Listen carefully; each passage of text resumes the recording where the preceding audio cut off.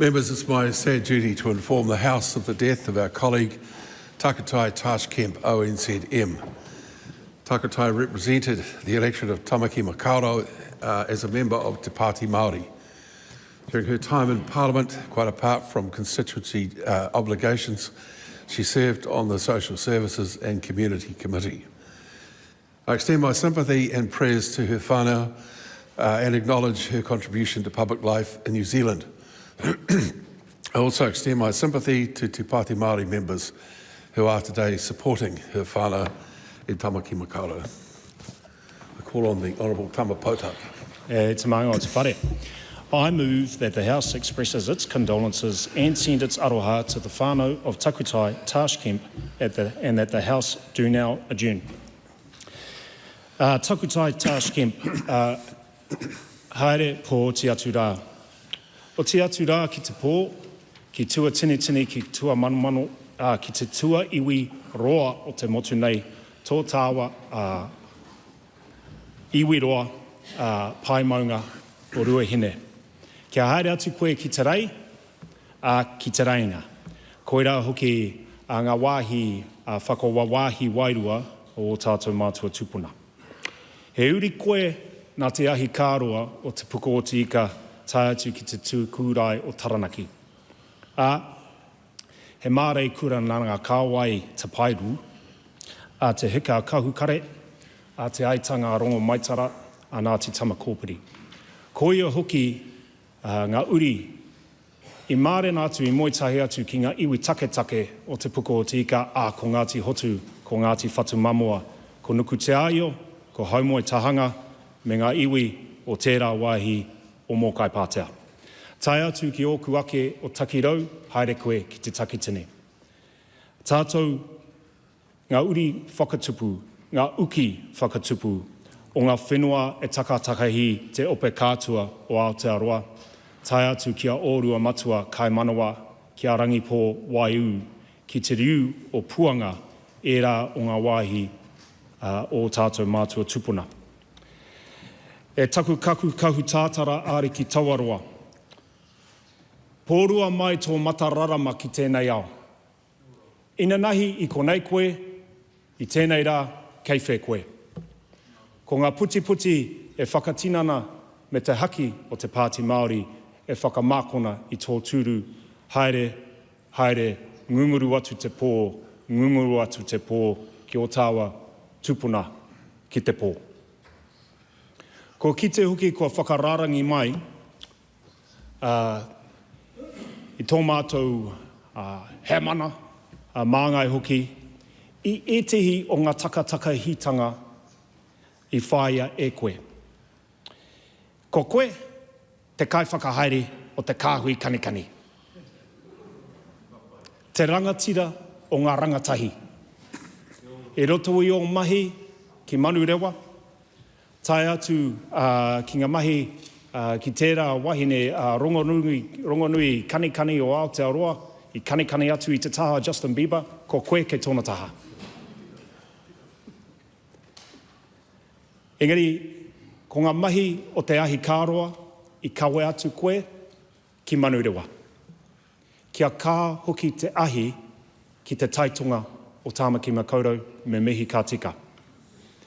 Me mihi kā tika e nei tini āhuatanga kua pā atu ki a koe. Ki mai te kōrero, ki mai tō kōrero i roto i tō tauaki tuatahi. Te whai mai ngā kōrero a tautaina mō enei āhuatanga o te whakataunga tiriti mō Mōkai Pātea.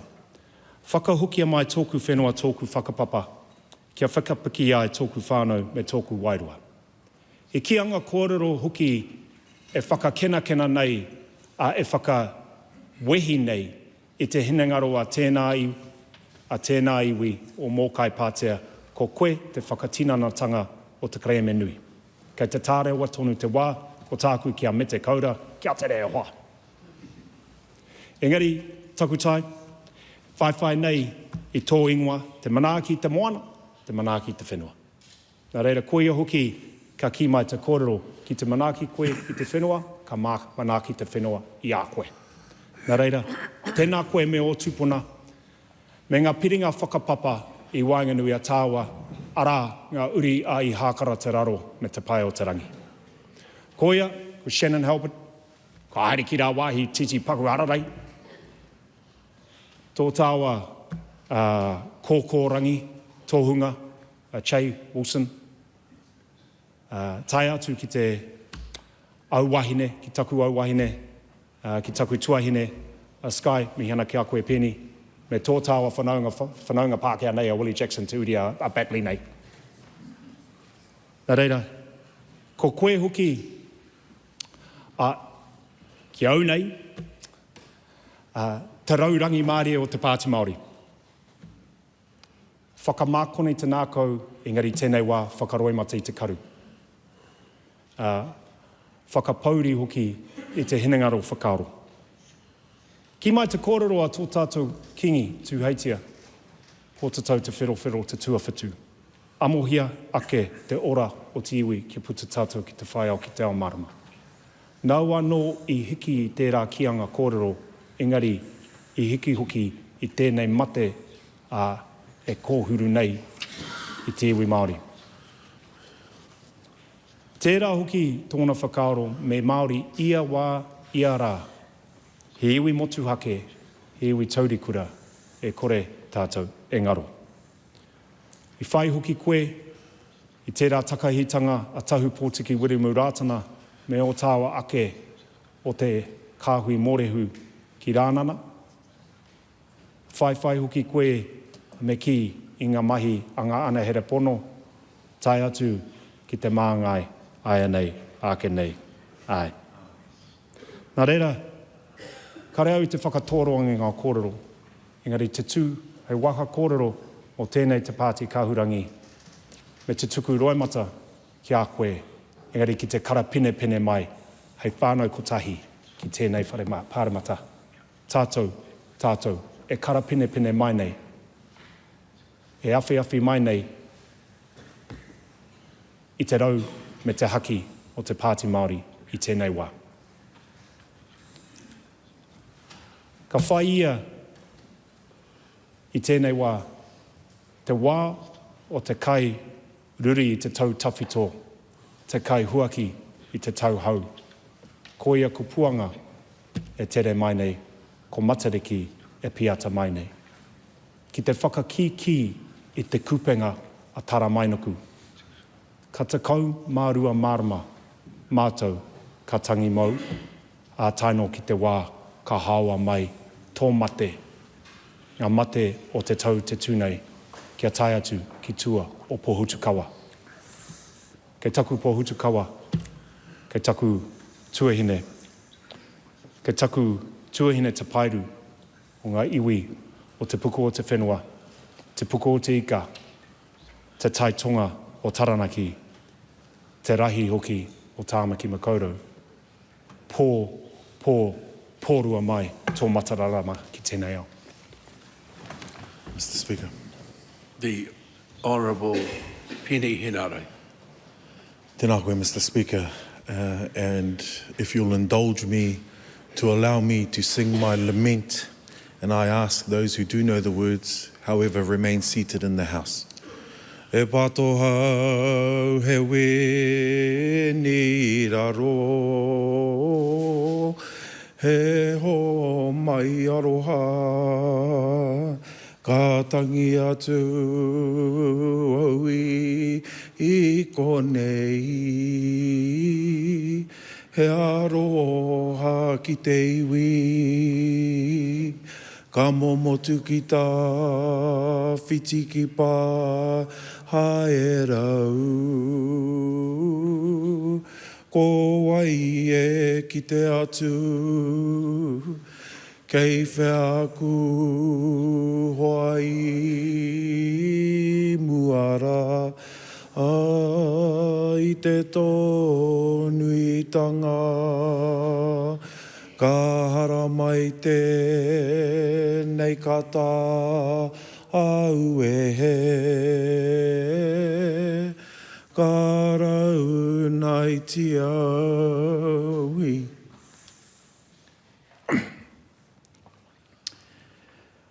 Kua papa te kakau o te hoi ki te hipapa o te wakati waiwai. Kua whakakingia nei e te roi mata e te hupe. Kia hoi atu raha koe ki Hawaii ki nui, Hawaii ki roa, Hawaii ki pāmamau. Kia whakapiki atu raha koe ki te whakamaunga kekete, e kekete mai ai te kekete, e ara mai ai te ara. Kua kōrero hia tō whanaunga, tō tungane, i tō aranga ki runga i a pōhutu kawa ki te pō, ki te rangi. Ka tukuna atu tēnei uri o te taitokerau, i a koe kia rehua ki te pō, kia rehua ki te rangi. Kia takahia atu rā koe i te ara wairua, i takahia ai e o oku mātua, e oku tūpuna. Nō reire te tuahine e takutahi. Kua ngaru nui mai ki roto i tēnei whare. I ngaru roa, tō aroha ki runga i te motu whānui ki runga no hoki i tō tāua kāinga o tā maki makaurau. Ka kore o tapu ai e mōne nehu i te pō. Ko tapu ai roa, ka kitea mō ake, ake, ake. Ka whai whakaaro ake a hau ki o tamariki, ki o mokopuna. I te noho tahi māua, ki roto i te hui o matariki ki runga o takaparawhau. I karanga hia tāua e te tuahine i ngā ingoa o ngā mate kua tahuri atu ki te pō. Nā i te rānei ko tōtu ngāne tēnei e mea atu ana, e haere, e haere, e haere. E te māngai o te whare ka tautoko atu a hau i ngā kōrero a tōku tuakana a tama pōtaka i te rānei. Me te mōhio anō hoki, ko tēnei kapua pauri kua tau mai ki runga i tōnā ke whare. Nō reire e te tuakana, e mengi ana te kōrero oku mātua tūpuna. Tukuna, tukuna o roimata. Tukuna te hupe kia rere. Kia māmaake te mamai e ngau kino nei i a koe, o tira, i a tātou. Nō reire e te whānau pani. Nā kua kōrero mai nā te āhuatanga ki a koe e tōku tuakana e tama pōtaka, ki tōku tuakana ki a Shannon Halbert, anā tahuri atu ki tōku hoa rangatira. Kāti, ko ngā mana nui me ngā tapu nui o muaupoko, e tangi nei, e aue nei, tēnei kā tangi. Ka tahuri mai ngā kōrero ki a tātou te hunga ora, tihei wā Māori ora. Ka kore au e takaroa i te āhuatanga o wēnei kōrero. Ko tāku atu ki aia, a taihoa tō haere.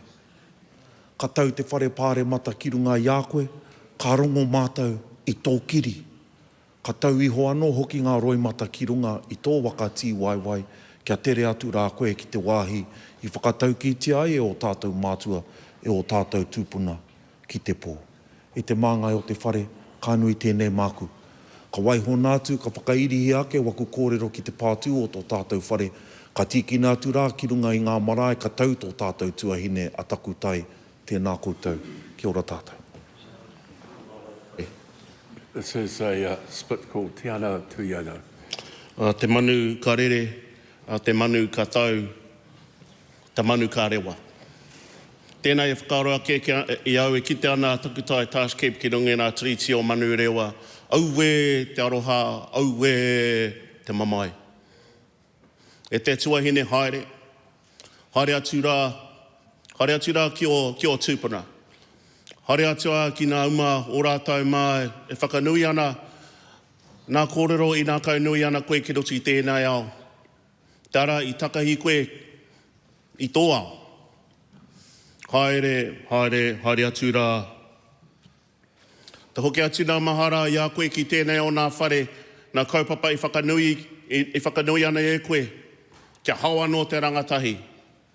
Ka pūteruha, ka hawa no te rangatahi, ko koe tērā ki roto i o mahi. Nō reira, ko rātai anō kei te katoa nā triti ki te tāmaki ki te tonga e whai atu ana tō tapu ai, haere. Mona iwi huhua te wā, te puku o te ika, taranaki ki te tonga, te rahi ki tāmaki, tēnei o nā kākariki e mihi ana kia koutou katoa. Koutou noa, kua panihia i tēnei wā, nā māta noa i panihia i tēnei wā, ko tātou katoa. Nō reira, e rao nā mema pare mata, me nā tātai whakapapa ki aia. Tēnei te mihi atu kia koutou. Tama, Shannon, koutou katoa. Kia mātou tēnei me te whakaaro nui o tiraki a koutou katoa. Kei o tātou nei whānau Te Pāti Māori.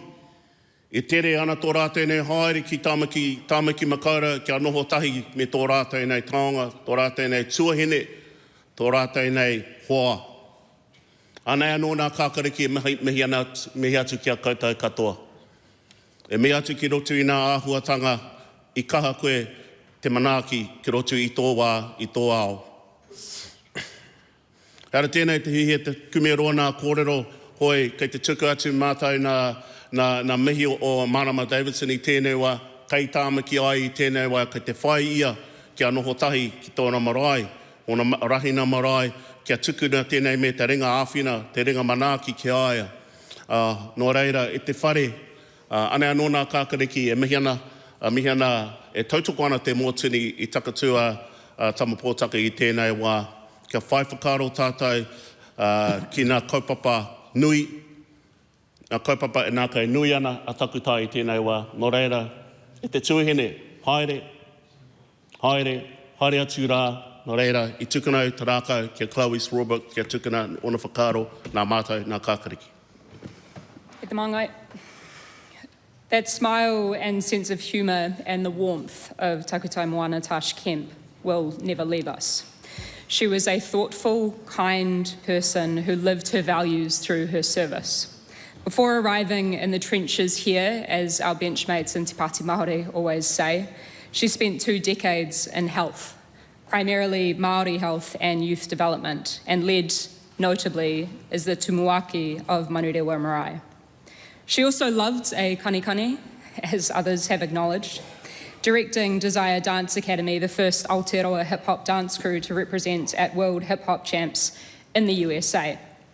And in her own words, Mr. Speaker, ko nā rangatahi, nā rangatira, o te naiane. Our youth are the leaders of today.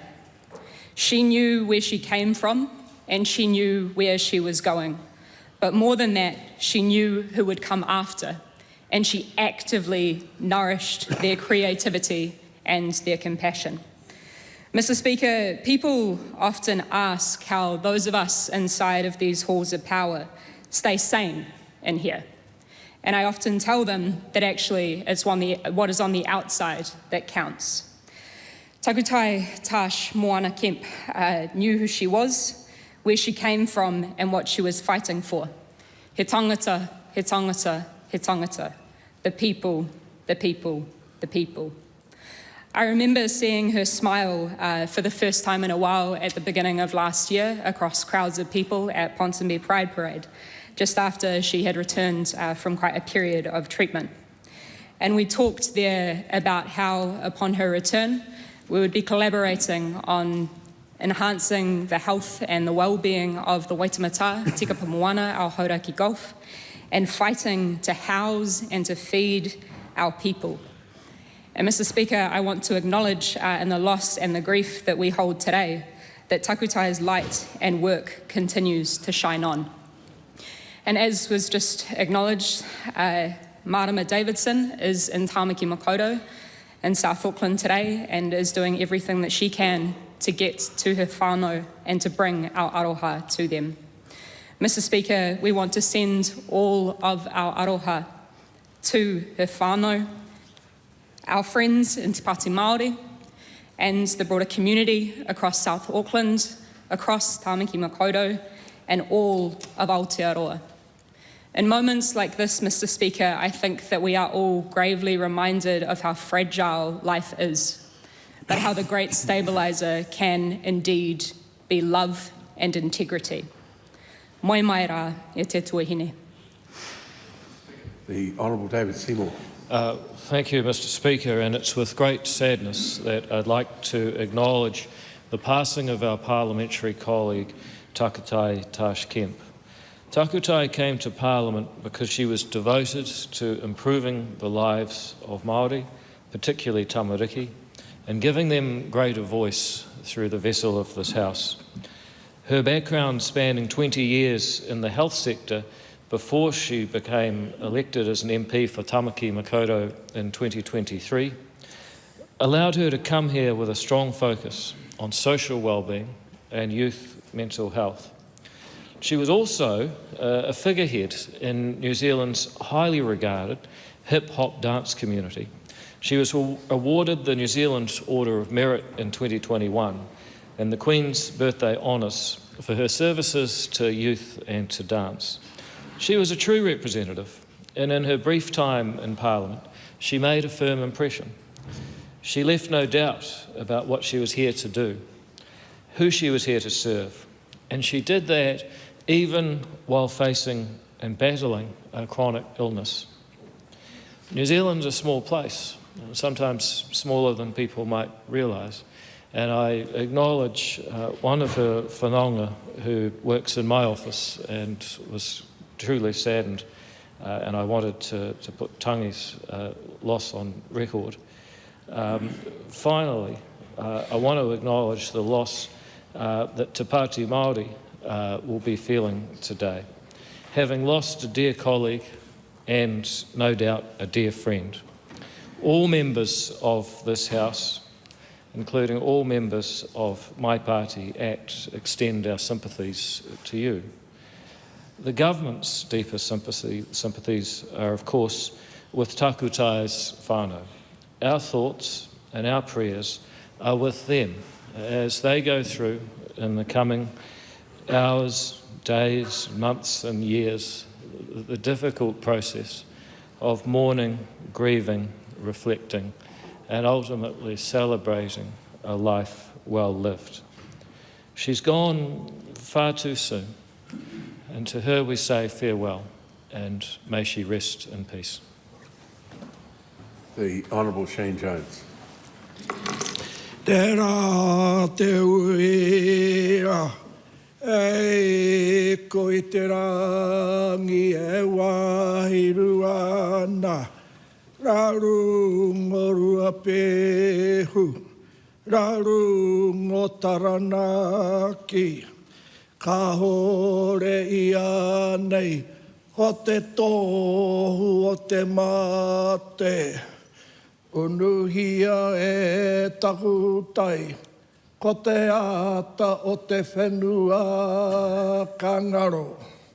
Ka riro ware, ko te hoa ia hau, ta kiri whakarere, ko te pui tōringa. Kei te tuahine, kei takutai. Tēnei anō te kapua pōuri ko pōkia ki runga i te whare pāremata mō ka whakawahungutia. Mō ka huri tuara mai kia mātou, o hoa, o piri, e whakai ai, ki uru mai ai, ki roto i tēnei whare, rapu me pēhea rānei te painga o tō tātou motua Aotearoa e whakarane ai. Ko rite te wā mō hoki ai, ki o tūpuna, ki o tātou whainga, ki te hunga ko whetu rangitia. Tērā te waka kei te rangi, no te mahutatanga mai o Matariki, ko rite tēnā waka hei huihuinga mo te hunga kangaro. I tēnei rangi ko tō ingoa, ko te tahi o rātou ka kuhuna ki roto i te takare o tēnā waka. Nā reira, e te tuahine whakangaro atu rā. Waiho, ma tō whānau, ma te marea whānui, ngā mahi, nā hau i kōkiri e kōrero. Ngā hua o ti mai a koe te whakatutuki e wānanga e waiata.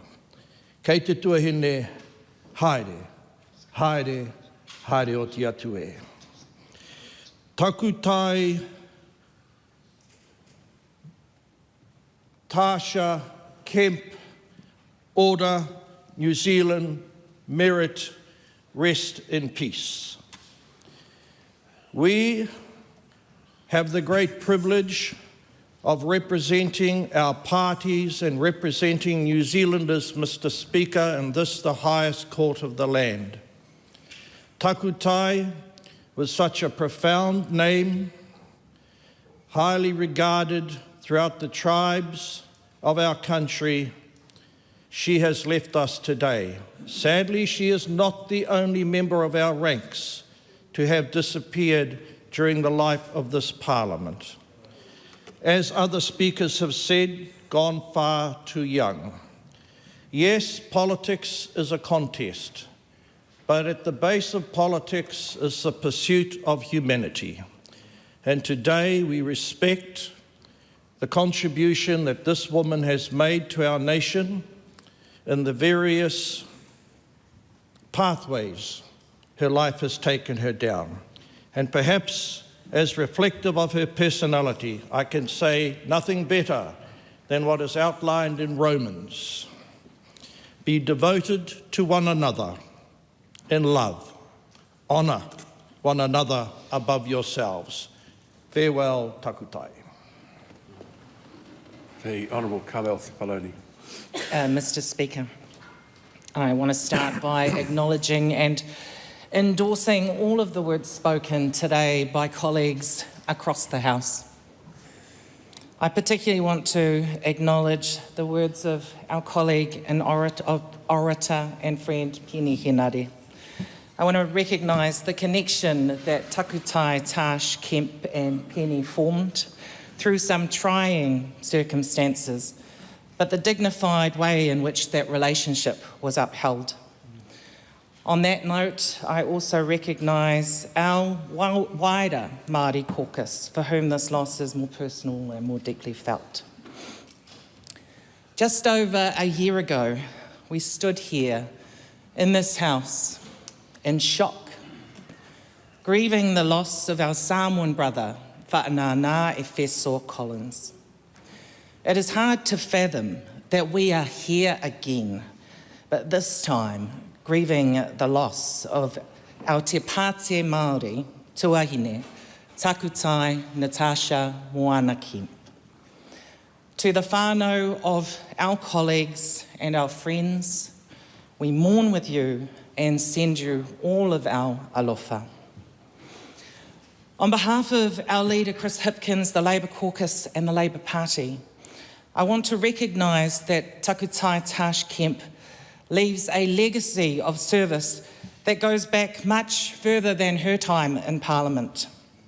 She served whānau, rangatahi, South Auckland, Māori and non-Māori.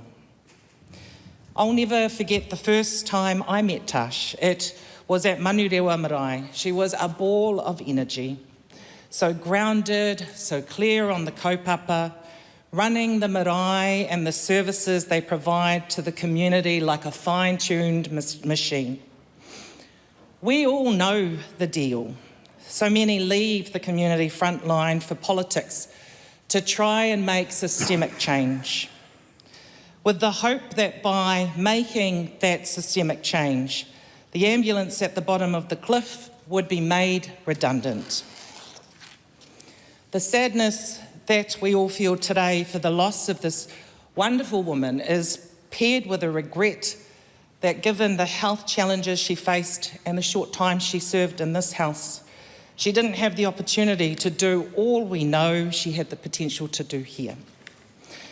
But we acknowledge that this fighter, this staunch mana wahine, over the course of her lifetime, got a lot done out there. I know my colleague, the Honourable Willie Jackson, will have more to say on Tasha's contribution, having worked closely alongside her and others as urban Māori leaders. Across all political parties, the sense of loss will be genuinely felt today, but will not compare to that of Te Pāti Māori. Takutai Tarsha's extended whānau, Rawiri, Debbie, Maria Mino, Takutai, Hana, the President, John Tamahiri, the Executive, and all of your members, aroha nui kia koutou. Finally, we send our respect, condolences and love to Tarsha's blood whānau. No matter what anyone says or how this job may feel at times, being a politician doesn't even come a close second to being a daughter, a niece, a sister, a partner, a mother, an auntie and a grandmother. Moi mai rā, Takutai Tarsh Kemp. Moi mai rā. Mr. Speaker. The Honourable Willie Jackson. Mr. Speaker, politics is a funny game. We can be so terrible to each other in the House. I'm probably one of the worst at it, Mr. Speaker. You agree with that, did you? But then we can come together for occasions and kaupapa like this. And a sudden death can do that, Mr. Speaker. It makes us sort of reassess where we are, our priorities in life, where we're going.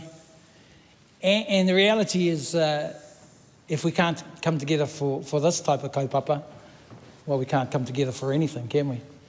So I want to congratulate all the speakers.